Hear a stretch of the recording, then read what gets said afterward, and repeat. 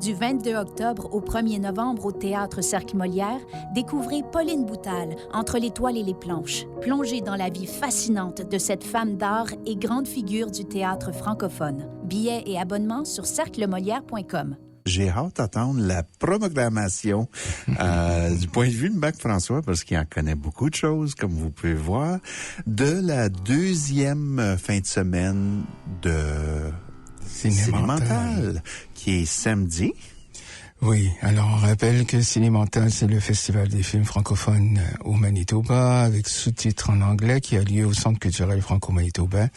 C'est au 340 boulevard Provencher pour la programmation cinemental.com et vous pouvez vous adresser au 233 Allo pour obtenir des billets. Les billets sont $10 pour un billet et il y a un laissez-passer de $40 pour 5 films.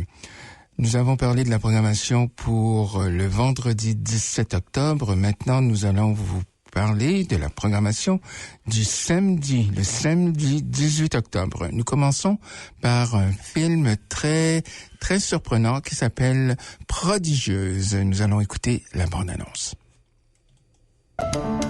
Vous entrez dans une des meilleures écoles de piano du monde, il faut rien négliger. Montrez-leur qui sont les Valois. Back home, your family, they think you're prodigious. Here, you're nothing. Merci. Vous travaillez avec votre sœur? Oui. Rien ne me sert d'avoir une pâle copie quand on peut avoir l'original. I will select the soloist. Soliste, ça veut dire qu'au final, il n'y en aura qu'une qui jouera? Encore! Encore! Encore! Vous me trouvez dur? Croyez-moi, ce n'est rien en comparaison de ce qui vous attend dehors.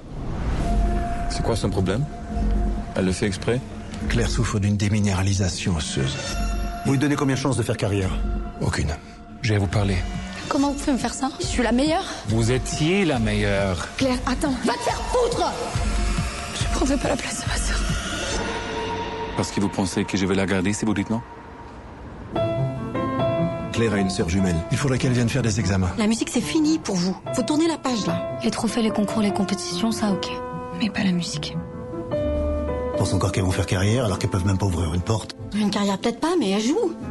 Chez les Valois, on est les meilleurs. Ou rien. Le piano, c'est toi qui leur as mis ça dans la tête, hein? Ouais, pour en faire des reines, pas des bêtes de foire.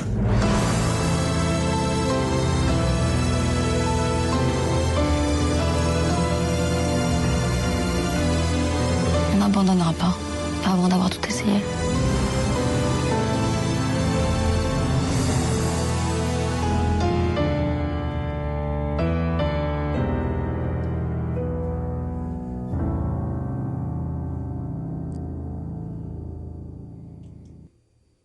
Alors, c'était la bande-annonce du film Prodigieuse.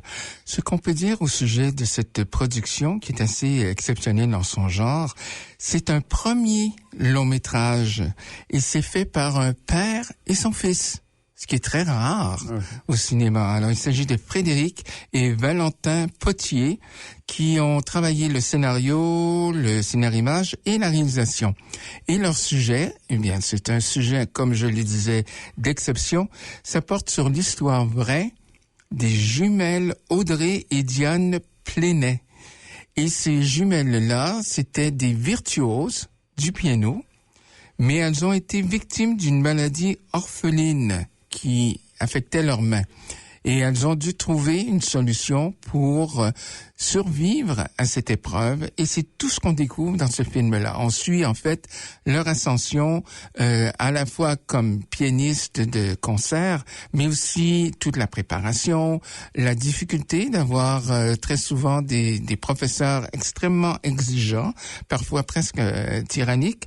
Et dans leur cas, c'était aussi de voir comment leur talent et leur résilience à surmonter toutes les épreuves qui se sont présentées au cours de leur vie.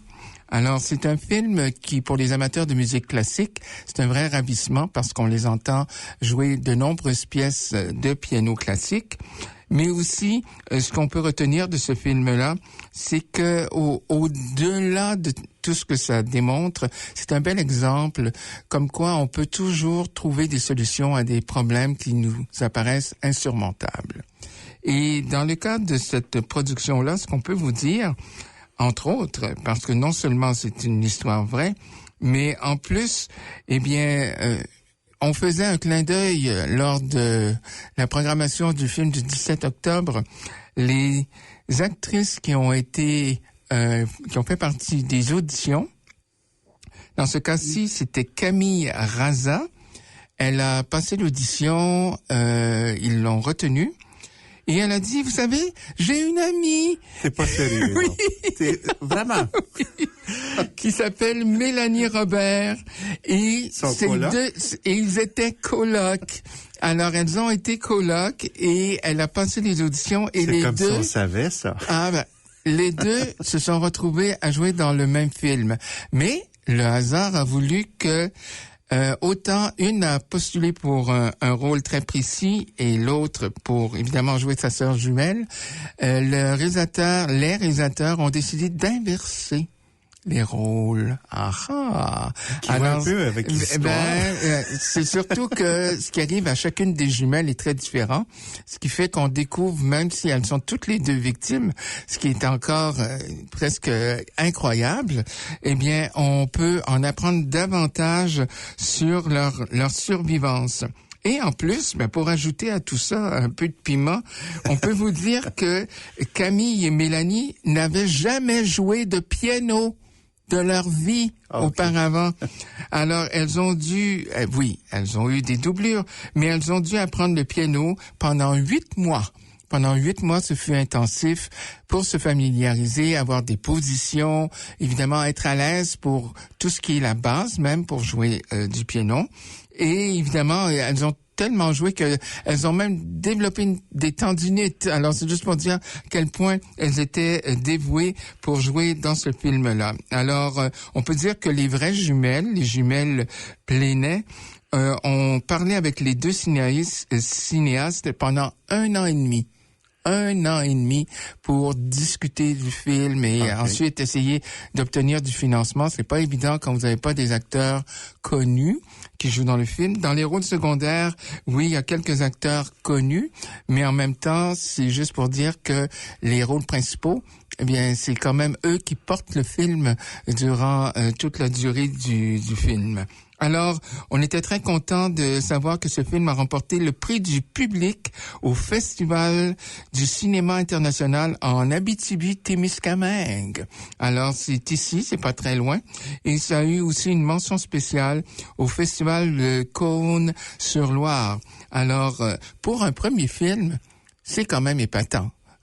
Que ce film-là retienne autant l'attention. Il a été salué par les critiques qui ont dit c'est une approche différente des biographies. C'est basé sur une vraie histoire. Et c'est basé sur une vraie histoire, des vrais personnages. Les jumelles ont approuvé le résultat du film. Elles ont dit quelques variations, mais ça respecte notre histoire. Est-ce qu'Audrey et Diane jouent encore le piano? Elles jouent encore du piano, mais évidemment, maintenant, elles sont un peu plus âgées de cette époque. Mais maintenant, elles sont plus des artistes invités. Surtout en France, mais avec la sortie du film, évidemment, ça leur a permis d'avoir peut-être des offres, mais tout ça pour dire que c'est aussi quelque chose d'assez, je dirais, remarquable, parce que quelques mois avant le tournage, un des réalisateurs, Frédéric Potier, a été diagnostiqué avec un cancer. Et il devait subir une opération majeure. C'était quitte ou double pour lui. Et à la suite de cette annonce-là, le père et le fils sont retournés chez eux. Ils ont eu un accident de voiture. Alors, c'est juste pour vous dire que ils n'ont pas abandonné. Et l'opération a eu lieu. Ça a été un succès. Il n'était pas gravement blessé. Le film a été tourné. Et le film a été un succès. Alors, c'est juste, encore une fois, une preuve que c'est incroyable tout ce qui peut nous arriver. Oui. Et en même temps, de voir à quel point ils ont une témérité pour se sortir du pétrin quand il y a des obstacles qui nous apparaissent presque, c'est monstrueux. Et derrière tout ça, bien, c'est un film à voir. Non pas seulement pour l'histoire des coulisses, mais pour ce qu'on voit à l'écran. Un très beau film, très visuellement, très, très beau. Et donc, ça s'appelle Prodigieuse. C'est présenté le samedi 18 octobre à 15h. Je veux aussi laisser savoir que ça fait partie de notre spécial 55+. Donc, les billets sont $8 si vous êtes de l'âge sage. non, d'assez assez âgé. De l'âge d'or. De l'âge d'or, oui. Donc, c'était un 3e, puis on l'avait mis comme à 15h, parce qu'on s'attendait à beaucoup de gens qui seraient intéressés de le voir. Donc, vous êtes les bienvenus nous rejoindre pour ce film-là. Mais ça commence que notre samedi, ça. Qu'est-ce que c'est d'autre qui se passe? Alors, à 17h, c'est un film documentaire qui s'appelle Matimekouche. Nous allons écouter la bande-annonce. Dédommagement pour l'exploitation passée. Quand on parle de dédommagement, est-ce qu'on parle de quoi? Est-ce qu'on parle d'argent? Est-ce qu'on parle de caribou? C'est comment chez vous? C'est le mouton, c'est le chameau. Je savais pas, le chameau, ça se mange. Quoi, tu fais, Mohamed? On a été colonisé par la France. Ah, vous n'êtes pas les seuls. Vous croyez que vous avez l'exclusivité, ça? Non. Je viens au nom du gouvernement et j'ai pour ordre d'amener vos enfants au pensionnat indien. Les verbes auxiliaires, ce sont des verbes qui sont là pour aider d'autres verbes à se conjuguer. Peux-tu aller aux toilettes? Puis j'allais aux toilettes. Ta maman peut vouloir que tu te retrouves en prison. Comme tu viens de dire pour la rendre fière, tu dois devenir grand comme Conrad. Un exemple pour tout le monde autour de toi. Si vous voulez, vous pouvez accomplir de bonnes choses. Vous n'aimeriez pas que tout le monde vous respecte? Ah, ça fait grand. Comment est-ce que tu veux? La réconciliation, c'est ça?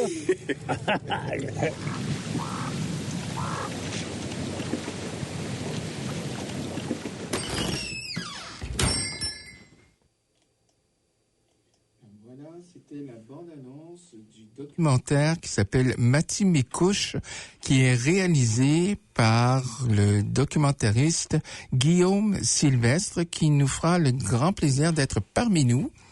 Et c'est un film, je rappelle, qui est présenté le samedi 18 octobre à 17h. Donc, samedi 18 octobre, 17h, Matimekouche.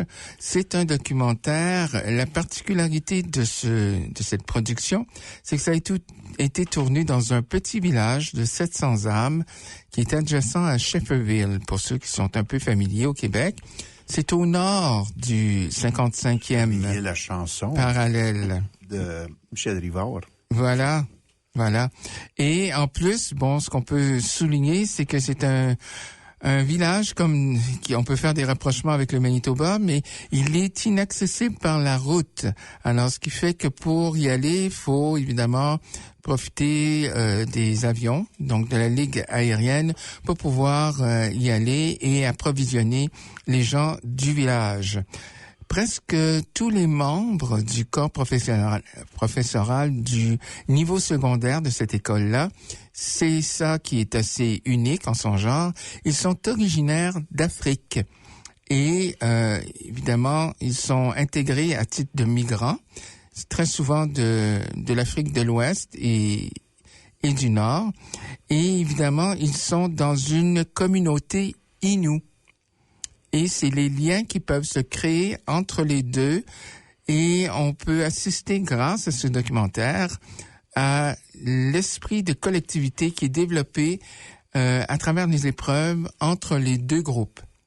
Et ce qu'on peut aussi mentionner, c'est que ce film-là, le réalisateur a tourné beaucoup d'heures. Oui. Et pour obtenir 1h30, il a retenu des moments marquants ou essentiels, représentatifs, qui nous montrent aussi le respect des origines et des cultures. De les deux côtés, c'est ça? Voilà. Et puis, Guillaume Sylvestre, le réalisateur scénariste, est-ce qu'il sera ici? Oui, bien sûr, il sera parmi nous. Il sera avec nous lors de la projection le samedi 18 octobre à 17h. Il pourra échanger avec vous, vous parler de son expérience. Il a tourné de nombreux documentaires. Plusieurs ont reçu des prix. Et dans le cadre de cette aventure-là, eh bien, tout ce qu'on peut dire, c'est que il n'a pas eu froid aux yeux, puisque c'est tourné très souvent en hiver. Alors, il est habitué aux conditions difficiles de tournage, mais il s'est dit que c'était pour lui essentiel de démontrer ce que vivent les gens de ce village-là et de devenir, en quelque sorte, d'une certaine façon, à sa manière, un exemple, de démontrer que même s'ils sont de cultures différentes, ils ont peut-être plus de points communs qu'on l'imagine, et ne serait-ce que par leurs origines respectives et leurs histoires respectives. Ce qui fait que de montrer que les uns et les autres peuvent, encore une fois, apporter de leur aventure ou de leurs antécédents pour enrichir et les convaincre que l'éducation, c'est important. C'est important d'apprendre à lire, écrire, de savoir compter, et on peut le faire de différentes façons. Ce n'est pas toujours juste en salle de classe. Oui. Et c'est ça qu'on peut découvrir dans le film. C'est aussi dans des expériences de vie, des expériences de leur quotidien, en fait, des moments où ils doivent eux-mêmes, que ce soit par divertissement ou par besoin, par exemple aller à la chasse ou à la pêche ou faire des activités autres, mais qui leur permettent de se rapprocher. Alors, c'est un très beau documentaire qu'on est très heureux de vous présenter. Ça s'appelle Matimé Couche et c'est présenté le samedi 18 octobre à 17h. Avez-vous quelque chose d'autre par rapport à ça? Non, d'accord? Ah. Ce refrain. Quand il y aura plus d'un soleil, quand les étoiles auront sommeil, quand l'eau de mer voudra voler, moi je ne voudrais plus t'aimer. Eh oui, alors c'est la prochaine projection, le samedi 18 octobre à 19h. 19h, c'est 7h le soir. C'est au Centre culturel franco-manitobain. C'est la projection en grande première du documentaire Ce coin de pays. C'est une production franco-manitobaine. Nous sommes très fiers de pouvoir vous l'offrir. Et c'est une production de l'équipe de Web West en collaboration avec le Sans Nom. Et c'est en français seulement, on doit le spécifier. Ça porte sur l'aventure de Jerry Isis. C'est une aventure qui remonte, on peut dire que ce sont des légendes du milieu musical franco-manitobain. Et dans les années 70, ils ont créé toute une série de chansons qui ont connu une très forte popularité. D'ailleurs, Daniel Lavoie les a côtoyés, a fait des tournées avec eux. Alors, ce qui fait que c'était pour eux un tremplin, en fait. Et dans les années 80, ils ont fait des tournées, se sont aventurés un peu partout, à l'international aussi. Et par après, évidemment, avec les années, ils ont eu des contrats, des demandes de différents organismes pour faire des concerts ici et là. Leur talent a toujours perduré. Et par la suite, eh bien, le Sans Nom a décidé d'un peu honorer leur carrière en créant un album double et un spectacle, donc qui a été monté par le Sans Nom, mais aussi avec des amis proches, dont Suzanne Nolette, et qui a permis à la population, entre autres franco-manitobaine, d'apprécier non seulement leur talent, mais aussi leur carrière. Et même si ça faisait 50 ans, c'était une façon pour nous de voir que leurs chansons ont une carrière par après, c'est-à-dire que les gens, les plus jeunes générations peuvent aussi les interpréter, les approprier respectueusement. Et c'est un très grand plaisir pour nous de pouvoir vous présenter ce documentaire qui comprend des témoignages, des extraits de spectacles, des documents d'archives et évidemment des éléments exclusifs qu'on ne trouve pas ailleurs.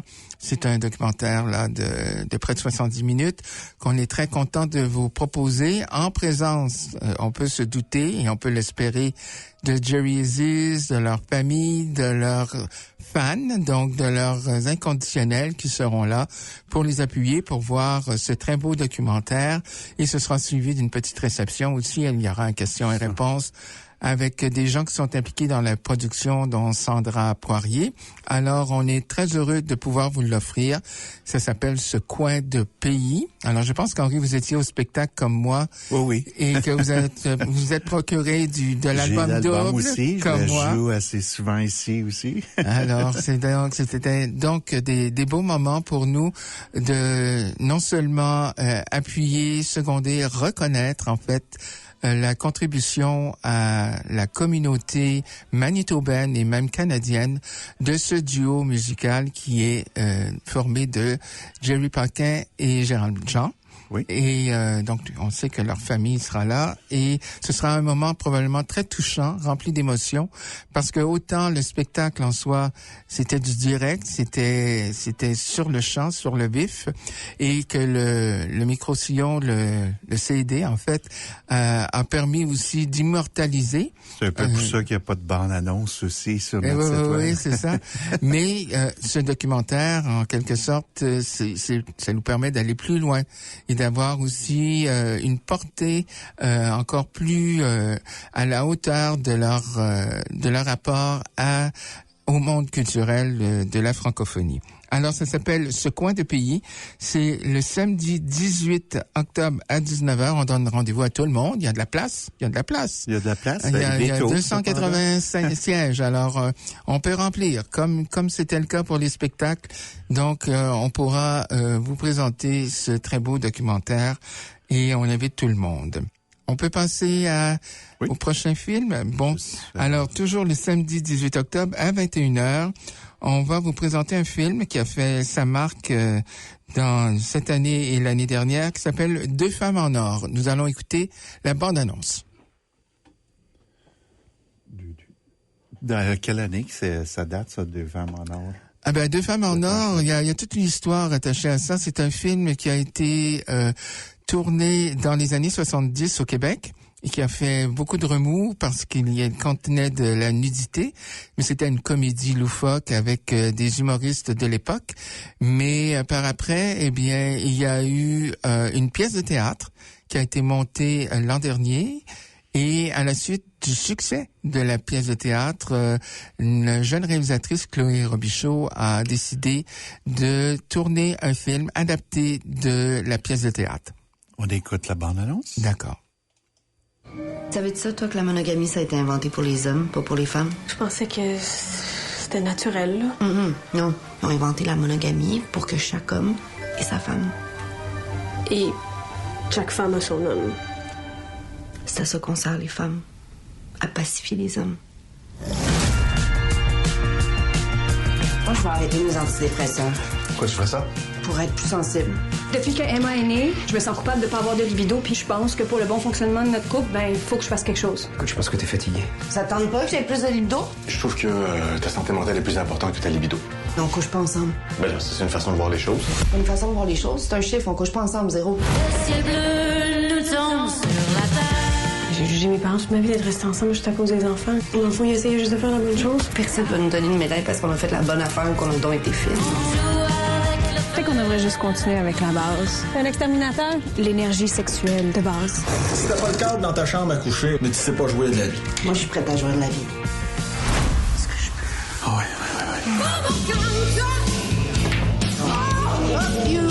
Et si je laissais ma femme? On serait ensemble? Mais on peut être ensemble, c'est juste que je te trouve pas beau. On est supposé être un complexe écologique. Oh, ben on passe au vote. Moi, je suis contre. Regarde, je vais te laisser, je suis occupée. Occupé à quoi? La petite, elle est à la garderie. Ben oui, Benoît, la petite est à la garderie, fait que je regarde le plafond. Qui c'est qui t'a dit que je voulais pas que tu regardes mes boules? Les femmes ont le droit de s'habiller comme ils veulent, mais ça veut pas dire qu'on a le droit de regarder. Je veux juste me regarder. Qui es-tu? Ça sert arrête de tout le temps vouloir tout arranger les choses. Faut pas juste être normal.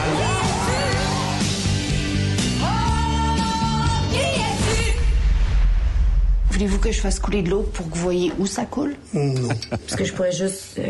Juste un petit peu. Voulez-vous que j'arrête? Ah, non. Voilà, alors c'était la bande-annonce du film Deux femmes en or qui est présenté le samedi 18 octobre à 21h.